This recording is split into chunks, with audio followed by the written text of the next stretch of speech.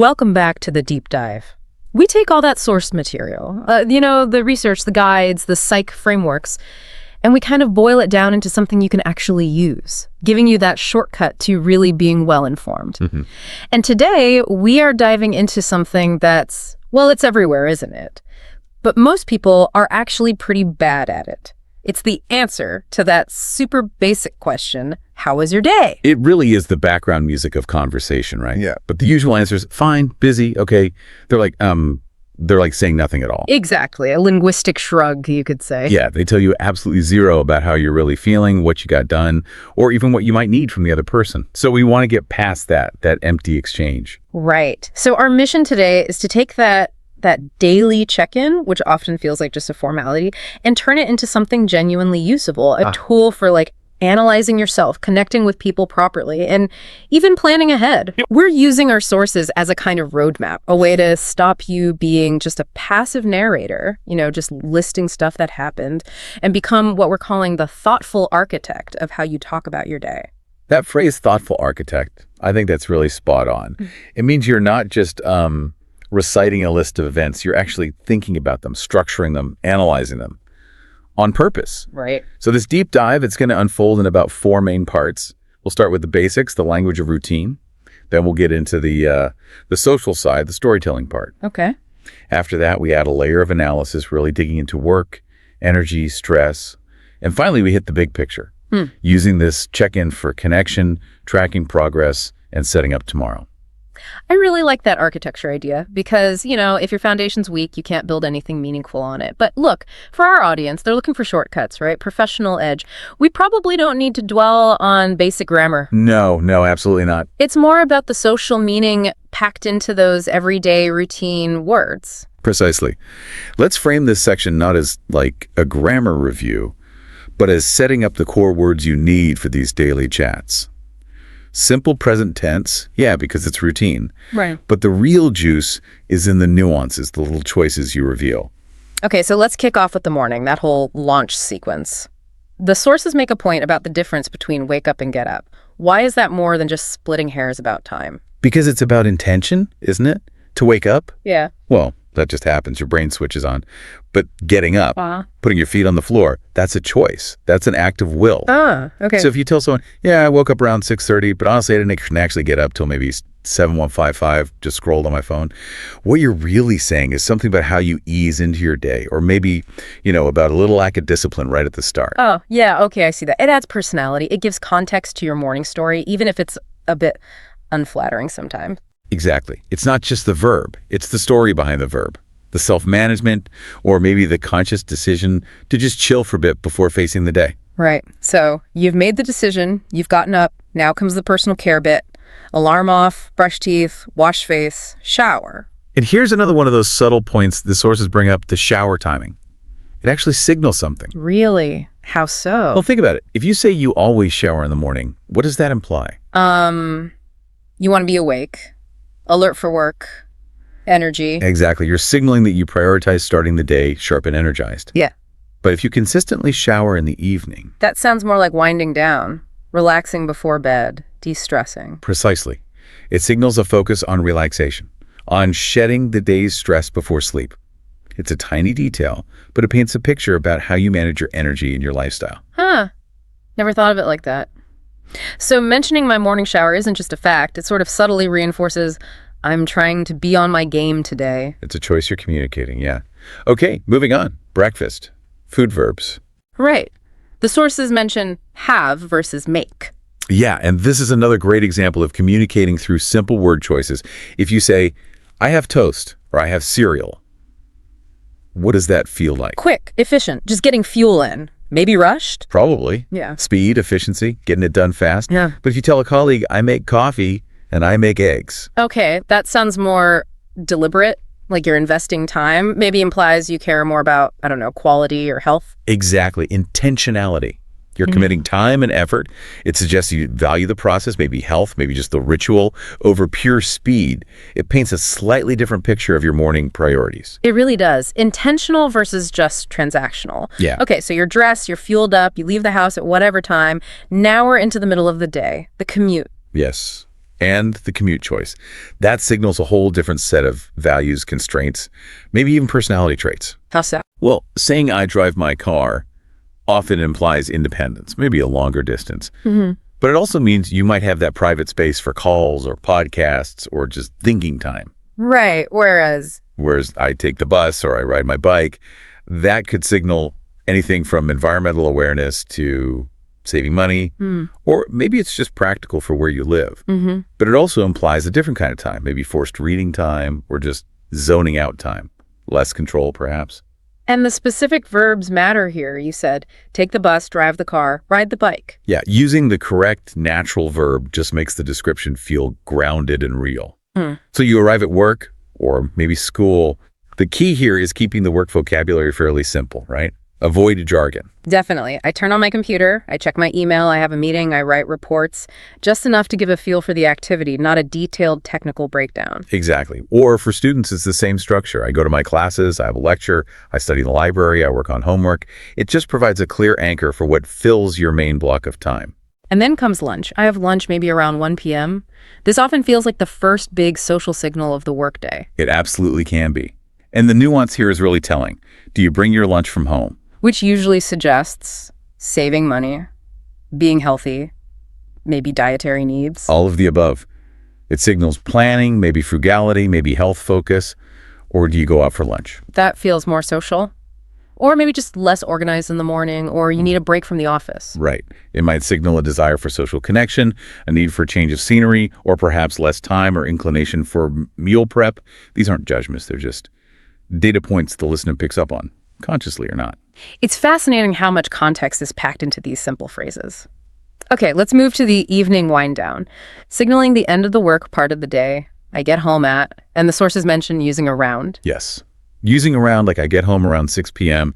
is key for sounding natural. It signals flexibility, approximation. Unless you have an incredibly rigid schedule, saying an exact time can sound a bit stiff. Yeah. Around is much more common, more relaxed. Good tip. And dinner. Again, those choices that frame the evening, I make dinner. Which implies cooking, planning, maybe a settled routine. Versus I order food. Which signals maybe tiredness, Yeah. convenience, treating yourself, maybe focusing on relaxation over kitchen time. Right. Then comes the actual leisure time, slotting in those personal habits. I watch TV, I stream a show, I read a book, I listen to a podcast. Or maybe it's I go to the gym in the evening. All these choices show how you choose to decompress, what fills your personal time. And finally, the bedtime routine. I get ready for bed, brushing teeth, pajamas, whatever little rituals, and I go to bed at your usual time. Right. Sets the final boundary of the day. So, okay, section I. It's not just about listing verbs. It's about realizing that every single one of these routine choices, when you get up, when you shower, what you eat, how you commute, it's all information. It helps people understand your values, your priorities, your constraints, your whole lifestyle, really. That's the foundation.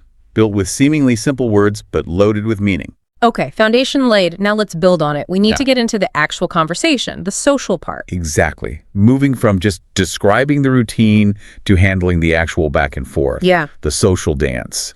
And this, honestly, is where a lot of people stumble. They know what they did, but they don't know how to package it, how to tell the story of their day effectively for different people. Yeah. And we said the big trap is just launching into a minute-by-minute replay, right? Someone asks, how was your day? And you start with, well, the alarm went off at 6:45. Then I had toast, but the toaster was acting up, then the bus. Oh, painful. For everyone involved. Totally. So the first rule for that initial question, how was your day? Or how did it go? It almost always just needs what we're calling a tier 1 answer.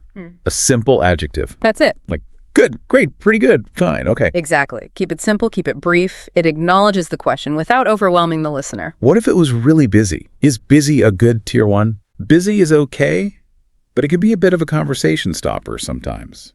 Better is often busy but good. That acknowledges the effort, the load, but frames it positively. It doesn't sound like a complaint right off the bat. Okay, busy but good. Got it. But what if it genuinely wasn't good? What if it was rough? Okay. For that, there's a really essential idiom, a key phrase you need. It was a long day. It was a long day. Yeah. And critically, this doesn't necessarily mean you worked extra hours. It's social shorthand. It means the day was challenging, difficult, tiring, frustrating. Something was hard about it. Ah, I see. It signals approach with caution, maybe, or at least don't expect bubbly enthusiasm right now. Precisely. It communicates the struggle politely, maturely, without needing a big emotional dump immediately. Manages expectations instantly. That's a really useful phrase. Okay, so you've given your tier 1 answer. Fine. Busy but good. It was a long day. What's the absolute next step? The one you said is non-negotiable. The politeness rule. You must return the question immediately. So it's fine. How about you? Or pretty good. How was yours? Yes. Always. If you just answer about yourself and stop, it signals. Well, it signals you're not actually interested in a conversation. It feels self-absorbed, or like you just see it as an obligation you fulfilled. Right. That little return volley, it shows you're actually engaged. It keeps the door open. It makes it a two-way street. Exactly. It invites them to share. Yeah. So tier 1 is your safe initial response. Yeah. How do we get to tier 3? The part where you actually share a little detail, build that storytelling bridge. You said you need to wait. You wait for the cue. You let the other person invite you. They might ask, oh yeah, why was it so busy? Or long day, what happened? If they don't ask, maybe they don't have time. Or maybe tier 1 was enough for that context. Okay, so wait for the invitation. And once you get it, you use the magic word. The magic word, because. Because. Simple, but powerful. It's the link. It connects the feeling, your tier 1 adjective, to the reason, the specific detail. It was busy because I had 3 back-to-back meetings, or it was great because I finally closed that deal. Ah, okay. It takes the vague feeling, busy, great, and anchors it to something real, a concrete event.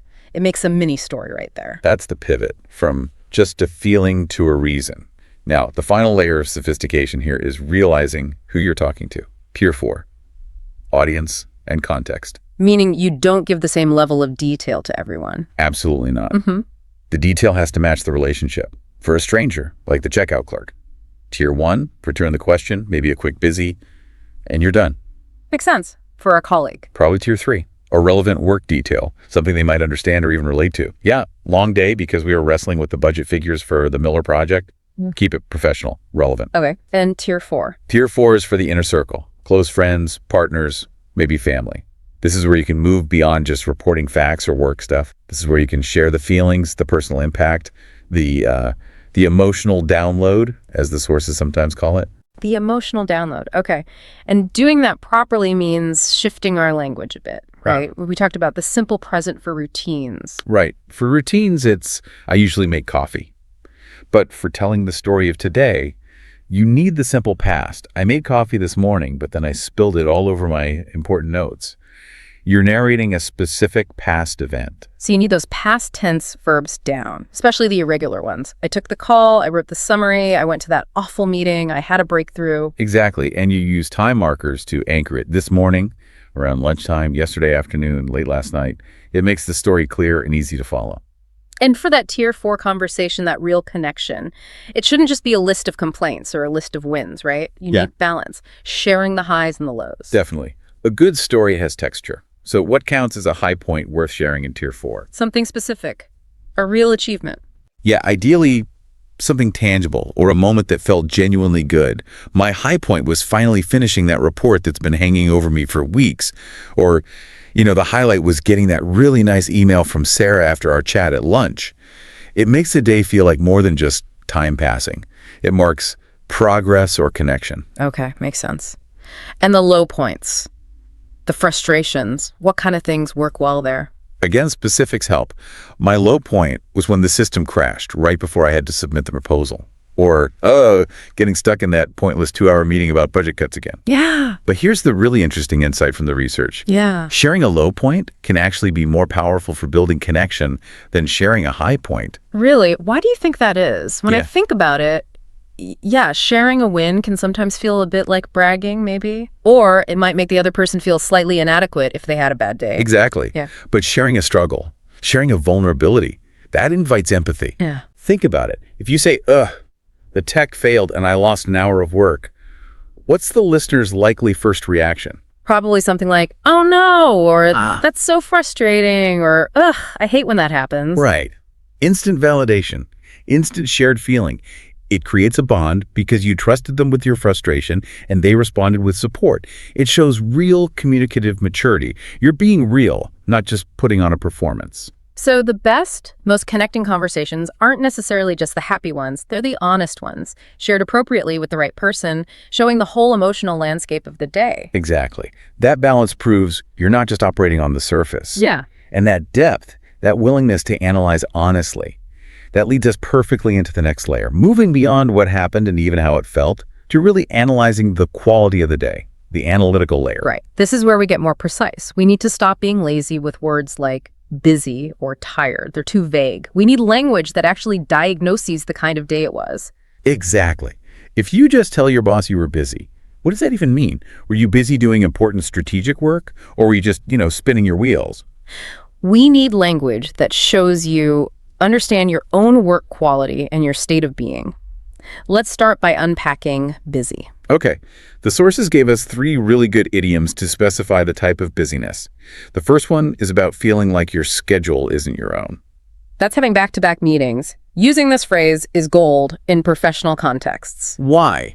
Because it instantly signals that your time was completely fragmented. You had no space for focused work, for planning, maybe even for catching up on emails. It communicates the cognitive load of constant context switching. It manages expectations about what else you could possibly have gotten done. Yeah, I know that feeling. One Zoom ends, the next one starts literally the next minute. No time to even process the last conversation. It implies a certain kind of stress just from the sheer pacing. Precisely. It means you likely weren't able to engage in any deep work.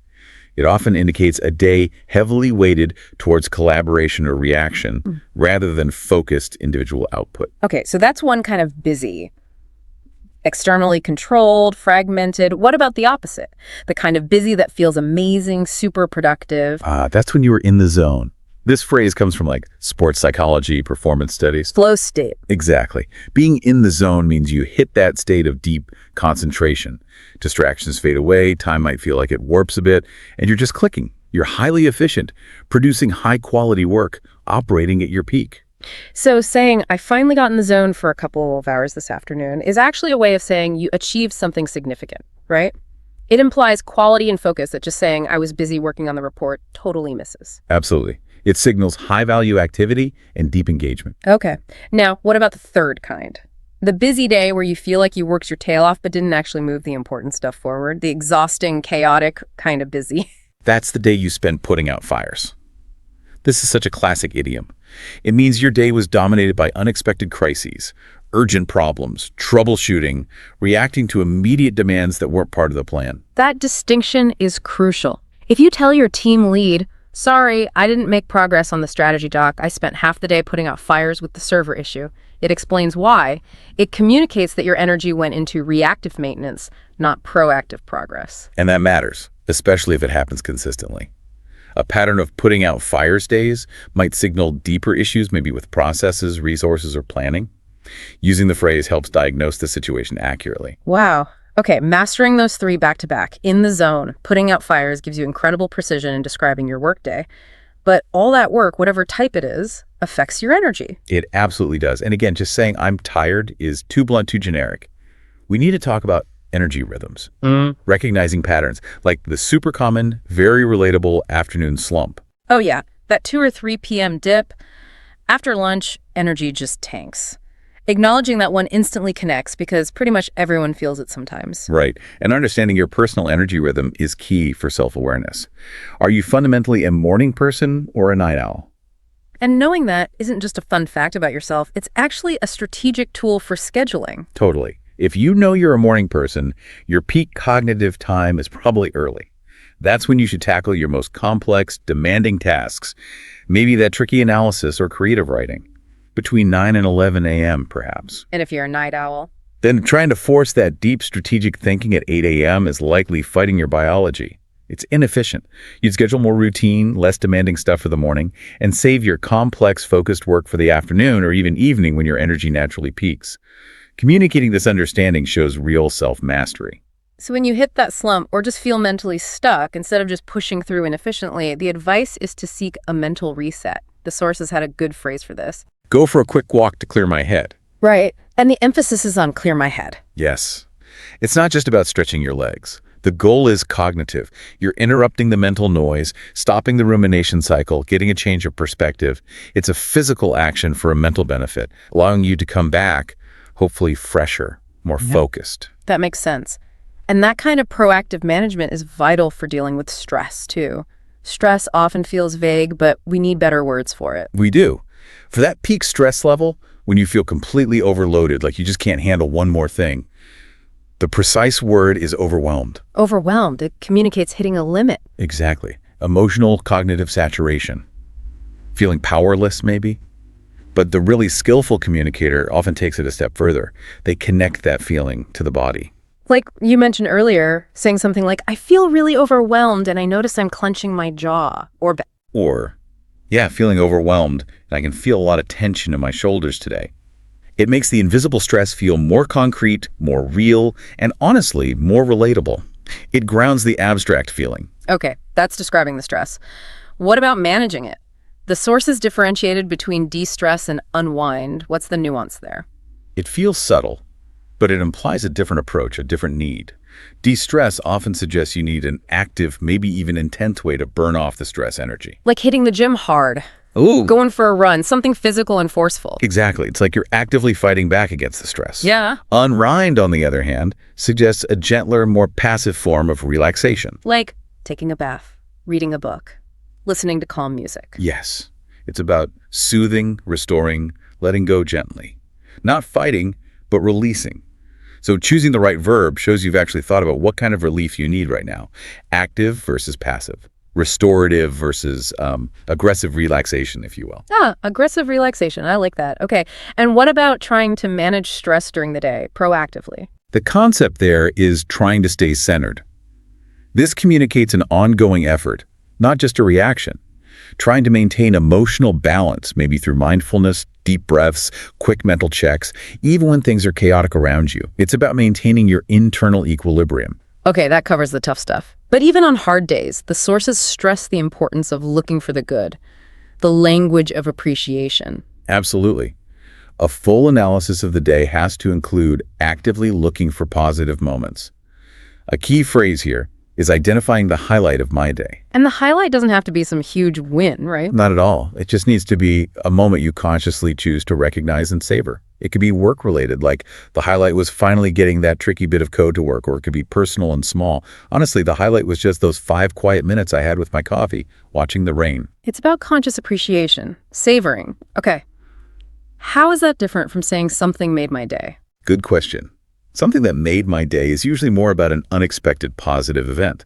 Something delightful that you didn't plan for or cause, that just landed in your lap and lifted your spirits. Like an unexpected compliment from someone, a funny interaction with a stranger, seeing a friend you weren't expecting. Exactly. It's that little jolt of unexpected joy. So highlight is often about savoring something known or achieved, while made my day is about the happy surprise. Got it.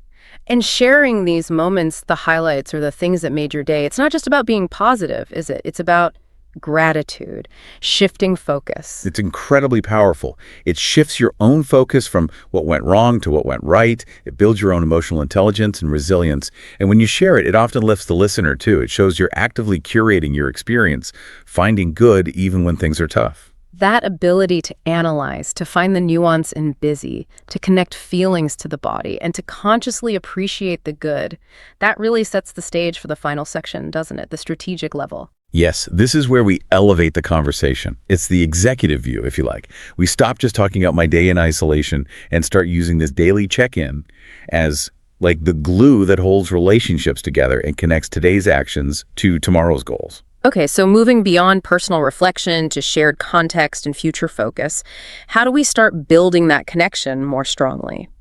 It starts with the questions you ask. Sure. We have to move beyond the generic, how was your day? That requires zero prior knowledge, zero emotional investment. The advanced move is to ask a caring question. Meaning a question that shows you actually remembered something specific about their day. Exactly. If you know your colleague had a really important, maybe nerve-wracking presentation, you don't just ask, how was your day? You ask, hey, how did that big presentation go? I was thinking of you. Okay. That immediately shows you paid attention, you remembered, you cared enough to follow up specifically. It makes the other person feel incredibly seen and valued. that specific recall and follow-up. That's goals for building rapport and trust. It takes effort, but the payoff in connection is huge. Definitely requires being present in previous conversations. Okay, what about shared experiences? Like we both sat through that same grueling 3-hour meeting. How do we debrief that together effectively? You use inclusive language. The we is often implied even if you use you. Instead of just venting about your frustration, you open the door for a shared reflection. Ask something like, wow, how are you feeling after that meeting? That felt pretty intense, didn't it? So you acknowledge the shared burden. You invite their perspective on the collective experience. Right. It turns a potentially negative shared experience into an opportunity for bonding, for solidarity. Phew, we got through that together. And sometimes the connection isn't about a shared meeting, but about practical support. Like if I was out sick and my teammate had to pick up my urgent tasks, they had to cover for me. Yes, and acknowledging that impact is crucial. Don't just say, thanks for handling things. You need to use the specific phrase, covering for me, and acknowledge the cost to them. So something like, thanks so much for covering for me with that client call yesterday. I really appreciate it. I hope it didn't throw your own schedule off too much. Perfect. Yeah. That shows you understand their effort wasn't free. It took time and energy away from their own priorities. Recognizing that explicitly builds huge goodwill and trust. It shows you respect their time and effort. That's that relational glue you mentioned. Okay, so we've strengthened the connection. Now, how do we use this conversation to frame progress and handle setbacks strategically, viewing today in the bigger picture? This is about linking today's events to longer-term goals, using the language of progress and resilience. So when you have a good day, a productive day, don't just say, it was good. Frame it strategically. How? Use a phrase like, today felt like a real step in the right direction on the project name project. Okay. So you're explicitly connecting the day's work to a larger objective. It gives the work meaning beyond just ticking off a task. Exactly. It anchors the success. And if you have a few good days like that in a row, you need a word to capture that positive flow. Yes. Gaining momentum. I feel like we're finally gaining momentum on rolling out the new software. It celebrates the pattern of success, not just a single day. It builds confidence and encourages continued effort. Okay, that covers the wins. But the real test often comes when things go wrong. You said we need to avoid catastrophic words like disaster or failure. Absolutely. Those words feel final. They shut down problem solving. The resilient, strategic communicator reframes the problem. They call it a setback. A setback. What's the power in that specific word? It's huge. A failure implies the goal might be dead. Maybe it was a bad idea. A setback, however, implies something temporary, a hurdle, a delay, a problem to be solved. But the overall goal is still achievable. It keeps the focus on moving forward. It defines the issue as logistical or temporary, not fatal or personal. So instead of dramatically saying, oh my God, the client presentation was a total disaster, you'd say something like, okay, we hit a bit of a setback with the client presentation today. Their key stakeholder had unexpected questions we weren't prepped for. But we've already scheduled a follow-up to address them directly next week. See the difference? Yeah, massive difference. It shifts immediately from dwelling on the problem to focusing on the solution. Problem, setback, plan. That framing is pure growth mindset. And it leads directly to the next vital tool, actively extracting value even from the setbacks, finding the lesson learned. This is the silver lining idea, but you mentioned it shouldn't be forced positivity. How do we find a genuine silver lining in something that feels genuinely bad?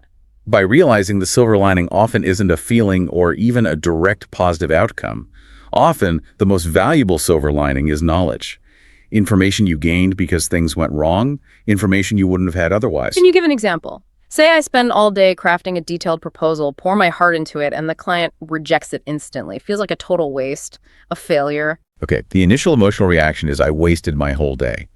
The strategic reframing, looking for the silver lining as knowledge, might be, well, the silver lining is that their quick rejection told us exactly what they don't want. We just saved ourselves potentially weeks of developing the wrong solution. We now have much clearer parameters. Okay. The failure becomes valuable market research. It becomes data that prevents bigger future waste. That is a powerful reframe. It transforms the loss into an informational gain. And that gain, that portable piece of knowledge, is what we call the key takeaway. The key takeaway, the core lesson. Yes, you have to consciously identify it. If you spent hours wrestling with a tech problem and felt super frustrated, the story isn't just the frustration. The strategic reflection is finding the takeaway.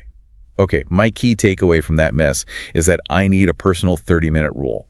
If I'm stuck on a technical issue for more than 30 minutes, I have to stop spinning my wheels and escalate it or ask for help. That puts you back in control. You take a painful experience and turn it into a concrete rule or insight that makes you better next time. Exactly. Yeah.